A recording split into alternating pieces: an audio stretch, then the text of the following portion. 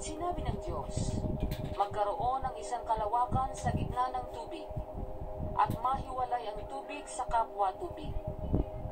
At ginawa ng Diyos ang kalawakan, at inihiwalay ang tubig na nasa ilalim ng kalawakan sa tubig na nasa itaas ng kalawakan, at nagkagayon.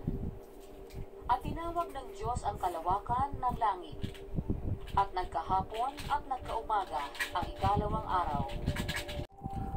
Medyo confusing, di ba? Dahil ito ang konsepto ng mundo noong ancient times. Ganito ang naging paglalarawan at paniniwala na mula sa mga naunang sibilisasyon.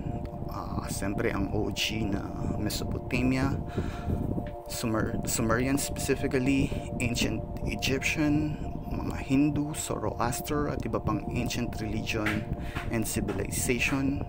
Kung nagtataka ka kung bakit may mga tao na naniniwala sa flat earth, ito yon. Magmula sa pinakataas, pinaniniwalaan nilang doon ang kinaroroonan ng langit na may bintana at pintuan. Makikita din ang firmament na isang solidong dome o sky dome na naghihiwalay sa tubig sa itaas at ibaba ng mundo. Nakapaloob sa firmament ang araw, buwan at mga bituin. Inilalarawan din dito ang mga pundasyon ng langit at kalupaan. At sa ilalim nito ay ang abyss o ang kailaliman. Kung hindi siguro sa larawan ng Blue Marble, baka marami pa rin ang naniniwala dito.